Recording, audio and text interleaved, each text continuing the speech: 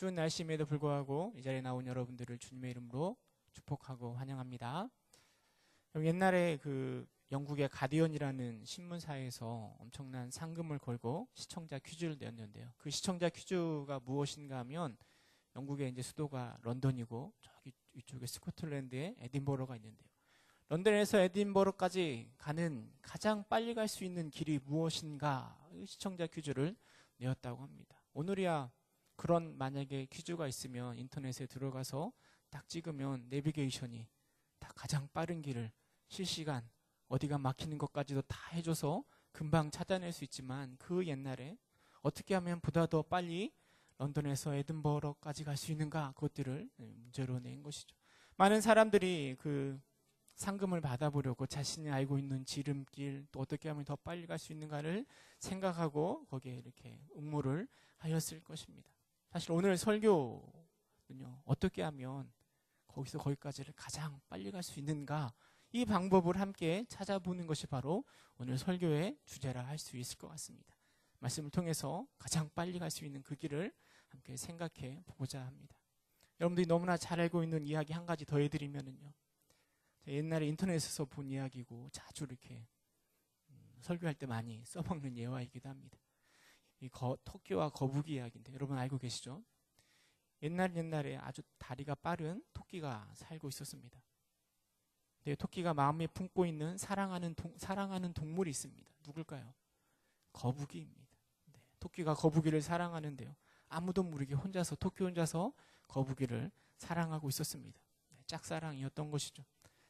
그런데 어느 날 토끼가 거북이를 보는데요, 늘 마음이 아팠습니다. 왜냐하면 거북이가 늘 스스로를 자책하는 거예요. 나는 왜 이렇게 걸음이 느릴까? 이렇게 느릿느릿해서 굼떠서 내가 무엇을 할 수 있을까? 늘 자책하며 늘 자신감 없이 살아가는 거북이의 모습이 토끼가 볼 때 너무 안타까운 거예요. 그래서 너무 사랑하는 거북이인데 어떻게 하면 그에게 자신감을 줄 수 있을까 고민하다가 무슨 생각을 했는가 하면, 맞아, 난 다리가 빠르니까 같이 경주를 해가지고 만약에 거북이가 토끼를 이기면 거북이가 자신감이 생기겠지라는 생각을 가지고 함께 경기를 하자고 이렇게 제안을 한 거죠. 혹여나 거북이가 그 제안을 거절할까봐 토끼는 조금 이게 거북이의 자존심을 건드려가며, 야, 너 이렇게 느린데 너 나랑 게임해가지고 될 수 있겠어? 이렇게 하면서 자존심을 건드려가며 겨우 승낙을 받아냈습니다. 거북이가 화가 나서 토끼랑 경주하기로 한 것이죠.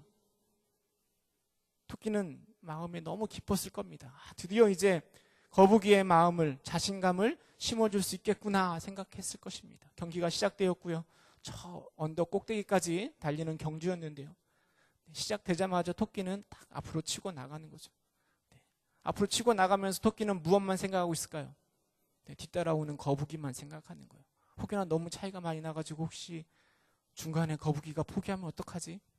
나중에 도망쳐버리면 어떡하지? 그런 마음에 막 뛰어가다가 너무 차이가 많이 나니까 토끼가 가만히 앉아서 거북이를 기다리고 있습니다.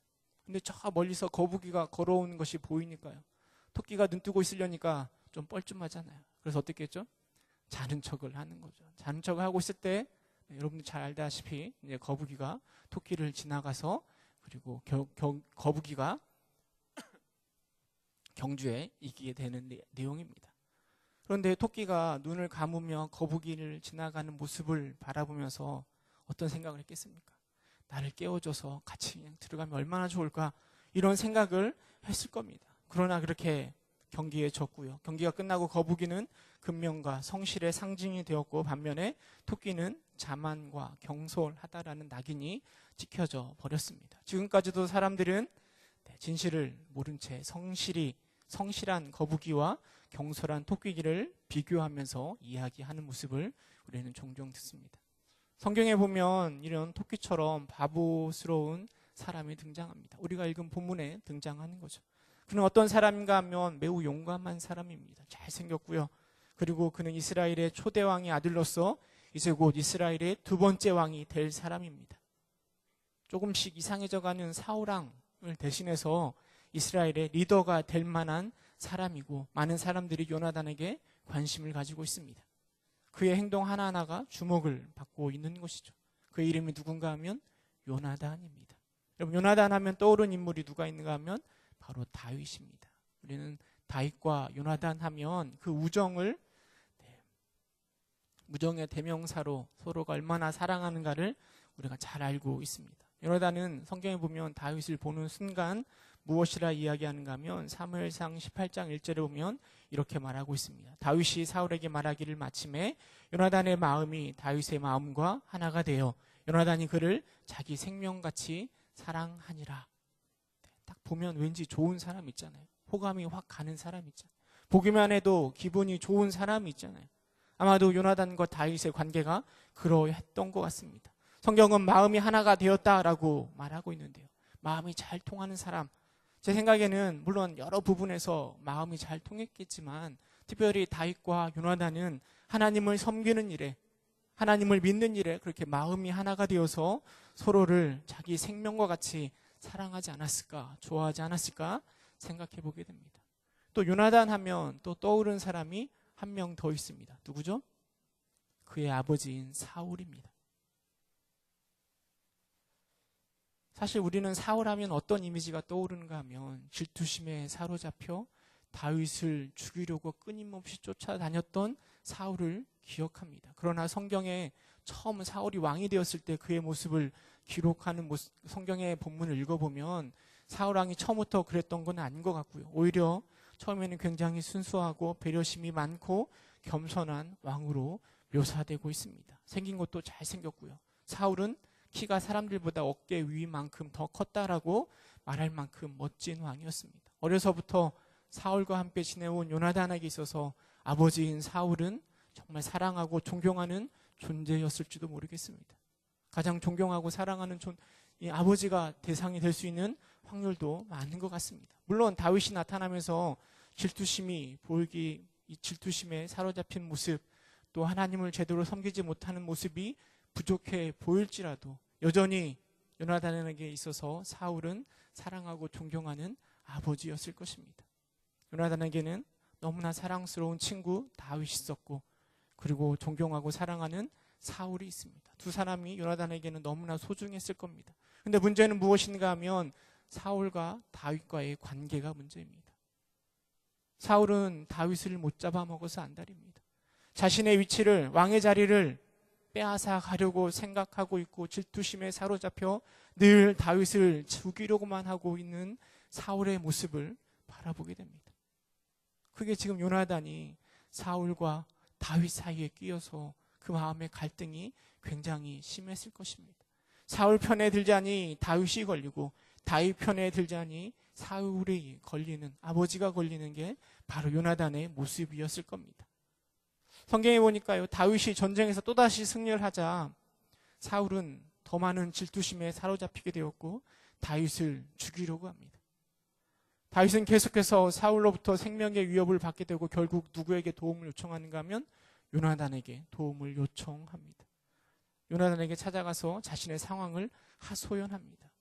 그 장면이 어디에 나와 있는가 하면 우리가 읽은 본문 사무엘상 20장의 내용이 바로 요나단에게 찾아온 다윗의 이야기입니다. 만약 여러분들이 요나단이라면 자신에게 도움을 청하러 온 다윗의 그 상황을 바라보고 그를 도와주시겠습니까? 아니면 모른 채 하시겠습니까? 좀 더 구체적으로 이야기하면 왕권을 지키려는 아버지 사울 편에 서시겠습니까? 아니면 권력의 희생양이 될 수밖에 없는 친구 다윗 편에 서시겠습니까? 물론 우리의 이성은 다윗 편에 서는 것이 맞는 것처럼 느껴집니다. 그러나 이것은 그리 간단한 문제가 아닙니다. 왜냐하면 다윗을 죽이려는 사울의 행동을 요나단은 얼마든지 이해할 수 있기 때문입니다. 사실 다윗을 죽이려고 하는 사울의 행동은 어쩌면 사울 본인을 위한 행동이 아니라 어쩌면 요나단 자신을 위한 행동일 수도 있기 때문입니다. 사울이 요나단에게 뭐라고 이야기하는가 하면 사무엘상 20장 31절에 이렇게 이야기합니다. 함께 읽어볼까요? 사무엘상 20장 31절 함께 읽겠습니다. 시작.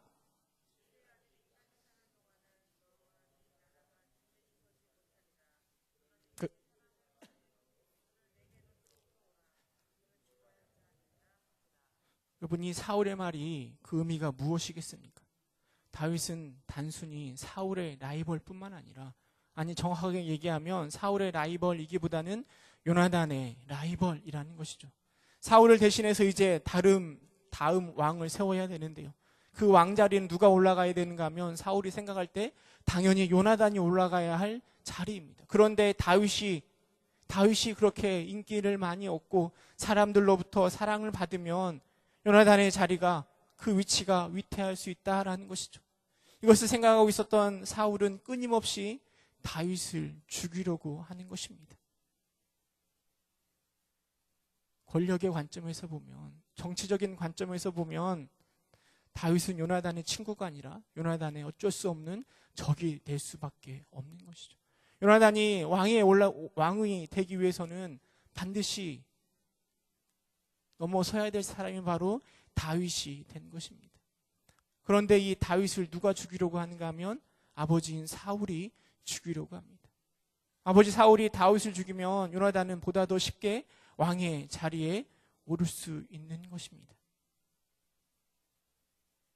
그러나 우리가 잘 알다시피 요나단은 무엇을 선택하는가 하면 쉽게 왕의 자리에 올라가는 것을 선택한 것이 아니라 우정, 또 다윗을 선택한 것입니다.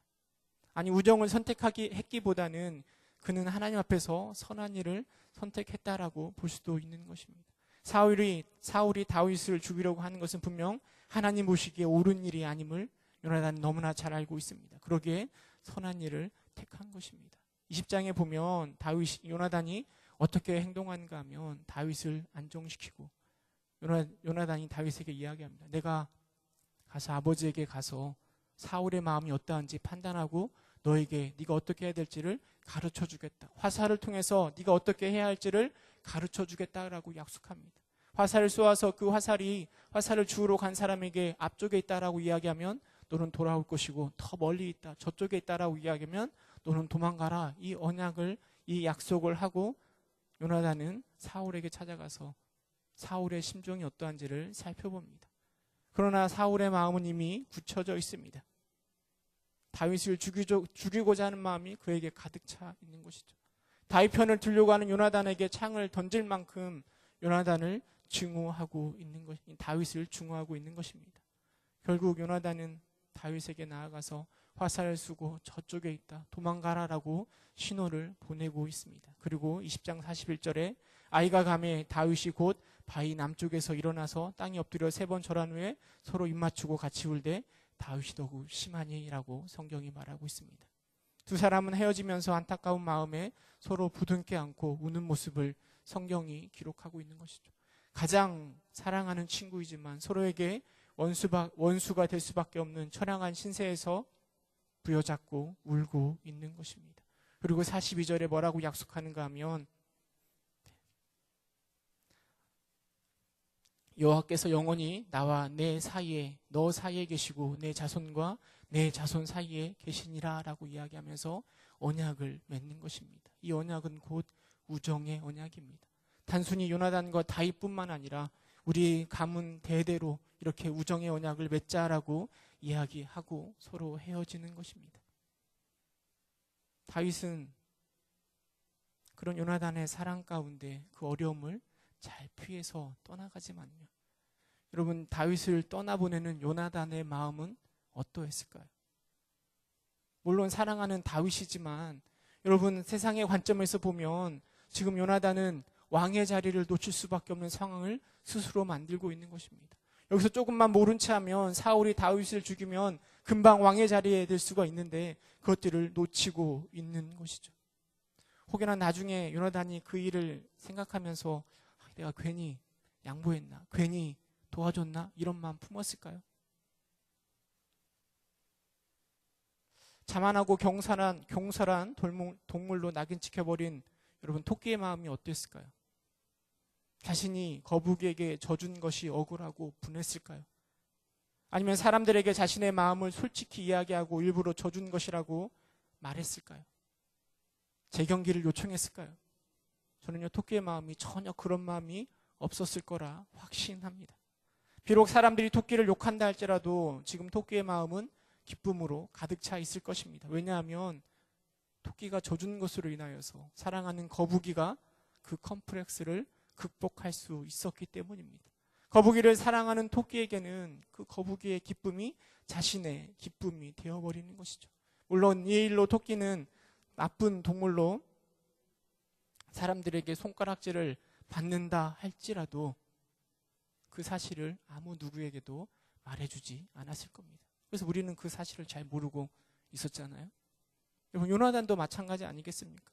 비록 다윗을 떠나보내면서 자신의 위치가 왕이 될 수 있는 그 자리가 위태위태해졌지만 요나단의 마음 가운데는 내가 사랑하는 다윗을 도와줬고 그를 보살펴 줬다라는 기쁨이 그 안에 가득 차 있지 않을까요? 이것이 바로 사랑을 베푸는 자가 누리는 기쁨이고 행복이지 않을까요? 여러분, 제가 좋아하는 화가가 있는데요. 그 화가가 누군가 하면 빈센트 반 고흐입니다. 노란색 잘 그리고 해바라기 그림 잘 그리는 그 화가를 제가 정말 좋아하는데요. 여러분, 그 화가가 목사의 아들로 태어나서 한동안 이 목회자의 일을 많이 감당하다가 늦은 나이에 화가가 되었습니다. 그가 얼마나 열정적인가 하면 늦은 나이에 화가가 되었고 아마 20 후반대까지 산 것 같아요. 이제 몇 년 화가 활동을 못했는데요. 엄청나게 많은 수의 그림을 남겼습니다. 그가 집중하고 열중하여서요. 그는 살아가면서 그 화가로 활동하는 동안 그냥 그림 그리는 것에만 온전히 집중하였습니다.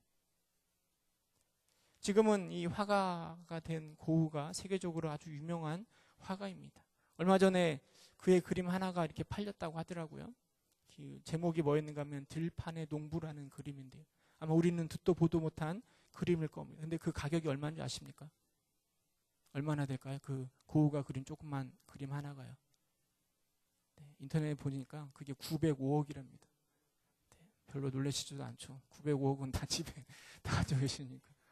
그 조그만 그림 하나가 905억이래요. 우리는 보도 못한, 잘 알려지지도 않은 그 그림인데 아마 해바라기 그림이 나오면 그거는 정말 어떻게 가격을 매기지도 못할 만큼 비싼 그림이 될 겁니다. 그런데 그가 살아 생전에는 우리가 잘 알다시피 고흐는 자신의 그림을 겨우 한 점만 팔았습니다. 늘 그는 정신병에 시달려야 됐고 물질이 돈이 없어서 가난과 싸워야만 했습니다. 돈이 없어서 그림 그릴 물감을 사지 못해서 연필로 스케치만 하면서 그림을 그린 적도 있었습니다. 그런데요, 그런 그가 끝까지 그림을 그릴 수 있었던 건 그의 동생 테오가 있었기 때문입니다. 화랑의 점원으로 일하면서 그림 그리는 형 고흐를 끝까지 보살펴 주었습니다. 자신의 그림의 한계 때문에 좌절하는 형을 위로해 주었고 늘 얼마씩의 돈을 후원하여서 그가 끝까지 그림을 그릴 수 있도록 도와주었습니다. 우리는 두 형제가 평생 나눈 사랑을 서로 주고받은 편지를 통해서 잘 알고 있습니다. 고흐가 죽고 난 이후에 6개월 만에 동생인 테오도 함께 죽었다라고 우리는 알고 있습니다.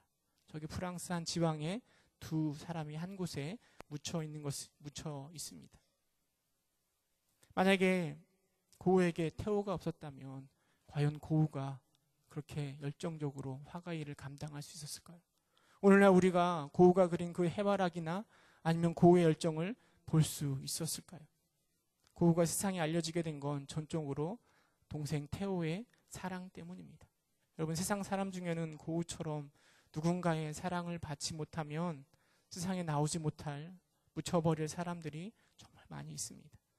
숨겨진 그들의 능력을 발휘하고 돋보이게 하는 것은 바로 사랑입니다. 거북이의 성실함을 돋보이게 하는 것은 토끼이고 고흐의 열정적인 그림을 세상에 나온 것은 테오이고 다윗을 다윗되게 만든 것은 바로 요나단의 사랑 때문입니다. 한 번은 광야에서 사울의 추적 때문에요. 다윗이 힘들고 지쳐 있었을 때 다윗이 누굴 만나는가 하면 요나단을 한번 만난 적이 있습니다. 요나단이 그 다윗 곁으로 오게 된 건 사울과 더불어 다윗을 쫓기 위함인데요. 그런데 다윗을 만난 요나단이 뭐라 얘기하는가 하면 사무엘상 23장 16절에 이렇게 이야기합니다. 우리 함께 읽어볼까요? 16절, 17절 함께 읽겠습니다. 시작.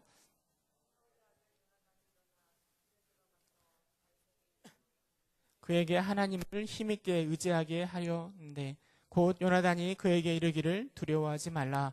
내 아버지 사울의 손에 내가 미치지 못할 것이요 너는 이스라엘 왕이 되고 나는 내 다음이 될 것을 내 아버지 사울도 안다 하니라.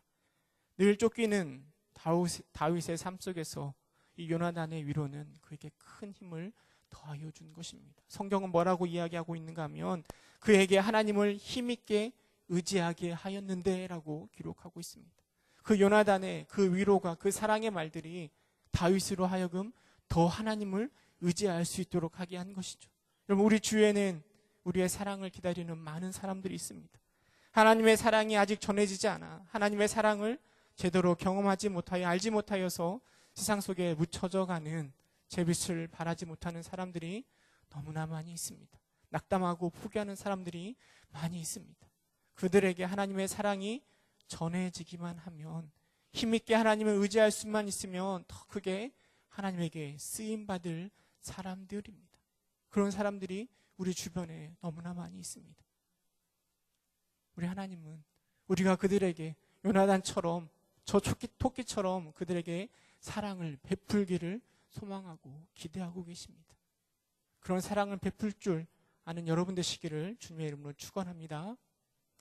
그런데요, 이렇게 이기적인 이 세상 속에서 요나단처럼 사랑을 베푸는 것이 결코 쉬운 일이 아닙니다. 우리에게 사랑하지 못할 이유는 수도 없이 많이 있습니다. 다 나만 생각하고 내 욕심과 내 미래만 생각하고 있는 이 세상 가운데서 다른 사람들을 배려하고 사랑하고 섬겨주는 건 바보 취급을 받을 수도 있는 것입니다. 우리는 그 사랑 때문에 늘 질투와 손해의식에 사로잡힐 수도 있는 것입니다. 요나단이 살아가면서 다윗을 향하여 질투가 없고 손해의식이 없었을까요? 저는 그가 믿음으로 극복했다라고 생각되어집니다. 아니, 질투가 없을 수가 없죠. 늘 비교가 되는데요. 그러나 그것을 믿음으로 극복해내는 것이 결코 쉬운 일이 아닙니다. 사랑을 베풀려고 하면 사람들은 우리를 바라보면서 가식적인 사람이라고 우리를 오해할 수도 있습니다. 물론 우리의 모습이 사랑하지 못하지만 끊임없이 사랑하려고 도전할 때 가식적인 것처럼 느껴질 수도 있습니다. 그러나 오해받으면서 그런 사랑을 베풀고자 하는 마음이 쉽지가 않습니다. 또 우리는 늘 요나단의 자리에 있기보다는 늘 사랑을 받는 다윗의 자리에 있기를 소망합니다. 누군가가 날 요나단처럼 사랑해 주기를 소망하지만 누군가를 그렇게 사랑하는 것에는 좀 인색한 것 같습니다. 받을 생각만 하고 있기에 여러분, 우리 가운데 주는 자가 없는 것입니다. 여러분, 하나님 우리에게 분명하게 말씀하십니다. 뭐라 말씀하시는가 하면 요한일서 3장 14절에 이렇게 이야기합니다. 우리 요한일서 3장 14절 함께 읽어보도록 하겠습니다. 시작. 우리는 형제를 사랑함으로 사망에서 옮겨 생명으로 들어간 줄을 알거니와 사랑하지 아니하는 자는 사망에 머물러 있느니라. 뭐라고 얘기하는가 하면 형제를 사랑함으로 구원받았음을 알 수 있다라고 우리에게 말해주고 있습니다. 누가복음에 가면 원수를 사랑하고 선대하며 아무것도 바라지 말고 꾸어주라. 그리하면 너희 상이 클 것이요 또 지극히 높으신 이의 아들이 될 것이라 라고 우리에게 말해주고 있습니다. 하나님은, 예수님은 성경 우리에게 끊임없이 사랑 베푸는 일에 최선을 다하라고 어떻게 해서든지 형제 사랑하기를 우리에게 권면하고 있습니다.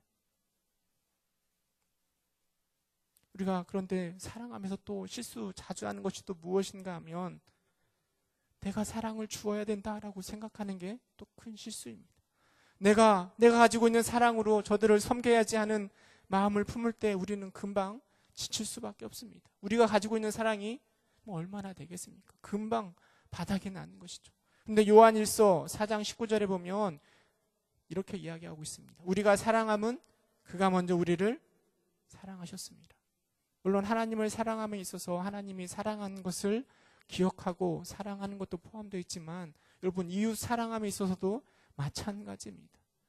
내 것을 가지고 사랑하는 것이 아니라 우리는 먼저 무엇을 생각해야 되는가 하면 나에게 아낌없이 부어주시는 하나님의 사랑을 기억해야 됩니다. 추수감사절 우리는 한 해 동안 부어주신 하나님의 사랑을 잘 알고 있지 않습니까? 세어보지 않았습니까? 그리스도의 사랑, 십자가의 사랑 우리가 잘 알고 있지 않습니까? 그 받은 사랑을 우리에게 가득 채울 때 우리는 우리에게 넘치는 그 사랑을 이웃에게, 다른 사람에게 나누어 줄 수 있는 것입니다. 우리 것으로 하는 것이 아니라 그리스도의 사랑으로 그 사랑을 베풀 수 있는 것입니다. 런던에서 에딘버러까지 가는 가장 빠른 길, 그게 무엇인가 하면 어떤 길, 아주 직선 코스 그런 게 아니고요. 가장 빠른 길은 사랑하는 사람과 가는 게 가장 빠른 길입니다. 비록 1분을 가더라도요. 원수와 가면 그 길은 정말 길게 느껴질 것입니다. 그런데 돌아 일주일이 걸리고 1년이 걸지라도요. 사랑하는 사람과 그 길을 걸어가면 그 길은 짧게 느껴질 것입니다. 요나단과 함께하는 다윗의 여행은 어딜 가든 짧게만 느껴질 겁니다. 그러나 사울과 함께하는 다윗의 여행은 끊임없이 길고 힘든 길이 될 것입니다. 여러분, 제가 아내와 결혼하기 전에요. 어디를 등산했는가 하면 설악산 대청봉을 같이 등산한 적이 있습니다.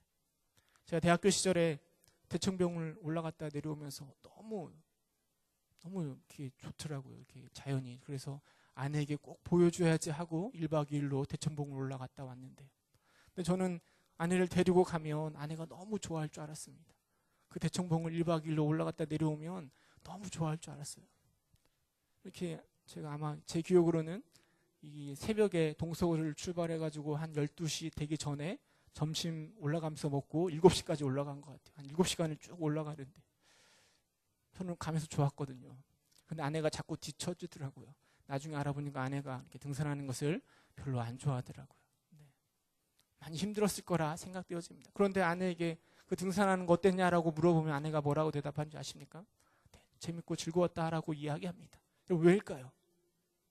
왜 힘든데 재밌고 즐거웠다고 했을까요? 네, 저는 확신합니다. 저랑 함께 가서, 나랑 함께 가서 그러지 않았을까, 이렇게 확신하는 거죠. 물론 지금 다시 같이 가자고 하면은 싫어할지도 모르겠습니다. 그러나 함께 사랑하는 사람과 함께 가는 그 길은 어딜 가든 즐겁고 행복한 길이 된다라는 것입니다. 그럼 유진 피터슨이 무슨 책을 썼는가 하면 한길 가는 순례자라는 책을 썼습니다. 제목에서 알 수 있듯이 크리스찬으로서 천국을 소망하며 따라가는 순례자의 삶에 대해서 이야기하는 책입니다. 이처럼 하나님을 믿는 사람들은 흔히 순례자, 나그네라고 비유합니다. 하나님을 믿는 사람은 이 세상에 뿌리를 내리고 살아가는 것이 아니라 저 천국을 소망하면서 걸어가는 나그네와 같다라는 것입니다. 우리의 목적지는 이 세상이 아니라 천국입니다. 이곳에 앉아 계신 여러분들은 다 천국을 향해 여행을 하고 있는 나그네라라고 말할 수 있을 겁니다. 여러분, 그런데 그 여행길이 어떠십니까? 즐거우십니까? 행복하십니까? 아니면 괴롭고 어려우십니까? 물론 우리에게 현실적으로 부딪히는 어려움들이 있을 수 있습니다. 천국을 소망하면서 걸어가는 그 길 결코 쉽지 않습니다. 그러나 그 길이요, 누구랑 걸어가느냐에 따라 비록 현실은 힘들고 어려울지라도 우리 마음에 즐거움과 행복이 있을 수 있다라는 것입니다. 물론 우리 가운데 하나님이 함께 하시기 때문에 우리는 늘 즐거울 수 있습니다. 그럼 또 다른 기쁨은 무엇인가 하면 우리와 함께 걸어가는 동행자, 동역자가 있다라는 사실입니다. 옆에 있는 사람 한번 바라보시겠습니까? 뻘쭘하죠? 네. 여러분, 그 사람이 바로 우리의 동역자 아닙니까? 저 천국을 향해서 함께 걸어가는 우리의 동역자 아닙니까?